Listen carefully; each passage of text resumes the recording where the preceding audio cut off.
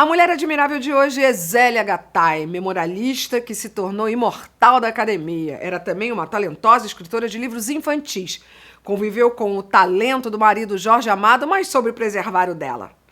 Você está assistindo Mulheres Admiráveis no canal da Astrid? Já se inscreveu? Curtiu, amor? Por favor, vai. Paulista e baiana, Zélia Gattai começou a escrever na maturidade da vida, mas na primeira publicação já disse a que veio: contar e com talento e simplicidade a sua época, e foi uma impecável memorialista. Zélia foi casada durante 56 anos com o escritor Jorge Amado, um dos maiores nomes da nossa literatura.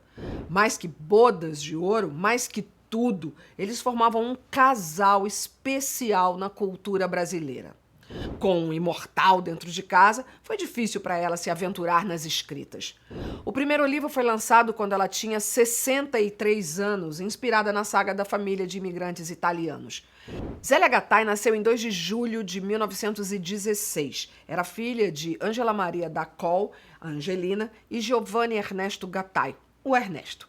Os pais chegaram de lugares diferentes para tentar a vida do Brasil. A família de Angelina veio para o trabalho na lavoura do café e Ernesto para implantar o sonho de um mundo anarquista.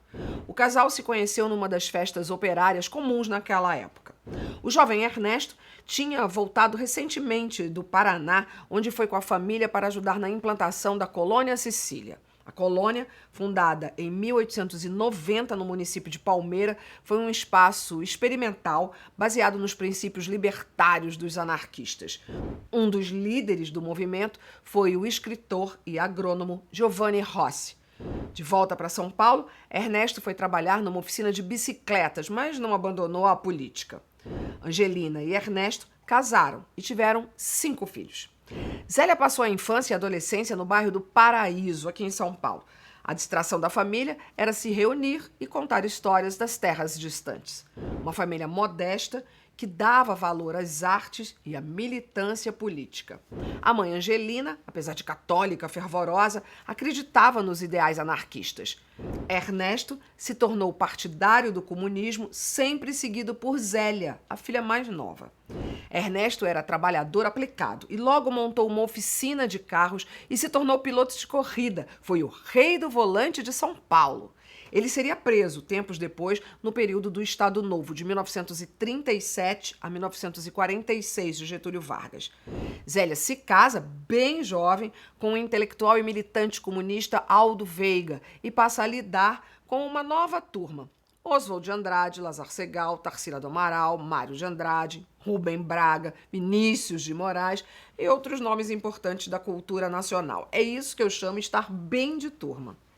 Ela tem o primeiro filho, Luiz Carlos, e se separa. O encontro com Jorge Amado aconteceu através dos livros dele. Zélia tinha 17 anos quando leu pela primeira vez uma publicação de um então promissor escritor e jornalista baiano. Em 1945, Jorge Amado, filiado ao Partido Comunista, vem até São Paulo para participar da organização de um comício de Luiz Carlos Prestes, recém-saído da prisão. Zélia, que já era fã do escritor e simpatizante do movimento, teve, enfim, a oportunidade de conhecê-lo pessoalmente na abertura do Congresso Brasileiro de Escritores no Teatro Municipal de São Paulo. No meio de tanta gente, ele pôs os olhos em mim e falou: "Você vai trabalhar comigo." Tremi de emoção. Depois, ele me pediu para datilografar um telegrama e eu disse que não sabia datilografia. "Você não sabe escrever à máquina? Que moça mais inútil." No dia seguinte, eu me matriculei em uma escola e em pouco tempo escrevia com rapidez. Aí cheguei para ele e disse: "Jorge, vou lhe ensinar datilografia porque você só escreve com 2 dedos." Zélia passou a trabalhar com Jorge, revisando e datilografando os originais dos seus livros. O primeiro beijo aconteceu em uma festa na casa do escritor. Ao passarmos por uma porta, juntos, um ao outro, paramos de repente. Sem saber por quê, nos fitamos. Apenas os lábios se uniram em um beijo delicado e ardente de labareda e brasa. Um contido tesão, rolando entre nós dois, desde o início, escravizado e reprimido a duras penas, rompeu as amarras e conquistou a alforria. Olha que beleza essa imagem, né, dela. De outra vez, Jorge comprou uma lata de cravos vermelhos e o jogou sobre Zélia. Um início festivo de uma união que atravessou décadas. Os dois foram morar logo juntos, depois casaram, mudaram para o Rio de Janeiro e tiveram o primeiro filho, João. Nesse período, caçaram os direitos do Partido Comunista. Jorge, que era deputado federal, perdeu a legenda e a possibilidade de viver em segurança aqui no país. O casal parte então para a Europa com o filho João. O primogênito de Zélia, do casamento anterior, acaba ficando no Brasil e só reencontra a mãe tempos depois. A Europa, no final dos anos 40, era um espaço devastado pela Segunda Guerra Mundial, mas ao mesmo tempo era ponto de encontro de artistas de todas as partes. Zélia convive então com grandes figuras como Jean-Paul Sartre, Simone de Beauvoir, Paul Éluard, Pablo Picasso, Pablo Neruda, entre outros notáveis. Notabilíssimos, eu diria, né? Em Paris, Zélia consegue um pouco mais de tranquilidade para organizar a vida. Zélia conclui o curso de Língua e Civilização Francesa na Sorbonne em 1949 e já é uma fotógrafa experiente. No ano seguinte, o casal vai morar no Castelo da União dos Escritores, em Dobříž, na Tchecoslováquia. O castelo, que já tinha sido de um príncipe, era aberto para os que quisessem passar férias, fim de semana, e Zélia e Jorge, como outros exilados, podiam viver no espaço. Era tudo na base do ticket. Ticket para açúcar, ticket para farinha, ticket para obter qualquer coisa. E olha lá, quando tinha, não havia frutas, não havia nenhuma coisa. E eu, uma criança pequena no colo. O nome disso é perrengue.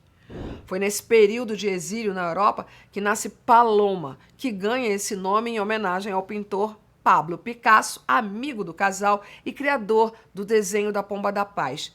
Paloma é a pomba em espanhol.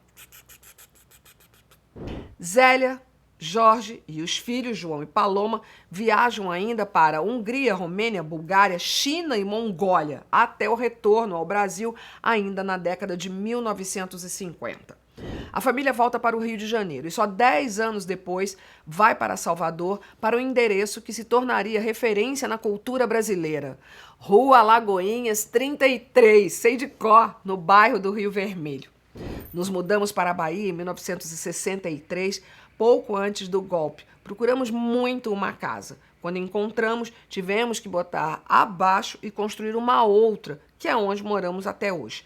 Ela tem muita história, foi feita com a colaboração de diversos amigos, como o arquiteto Gilberto Chaves e Caribé, que deu muito palpite, muitas ideias. Aqui nós já recebemos muita gente, presidente da República, amigos nossos e muita gente do povo. A casa, gente, a casa. Zélia monta um laboratório em casa e se dedica ainda mais à fotografia. Ao longo da vida, ela montou um acervo considerável, sobretudo da vida familiar.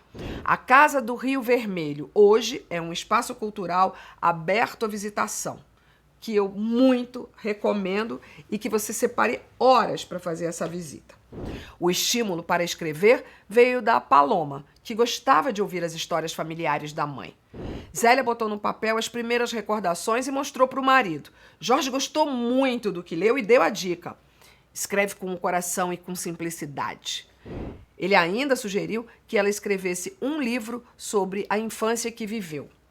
Uma infância vivida na época em que as ruas de São Paulo eram iluminadas com lampião a gás, sem edifícios, marcada pelas festas anarquistas e pelos encontros políticos. Pronto, estava aberta mais uma porta na vida dessa mulher acolhedora, fotógrafa e agora escritora.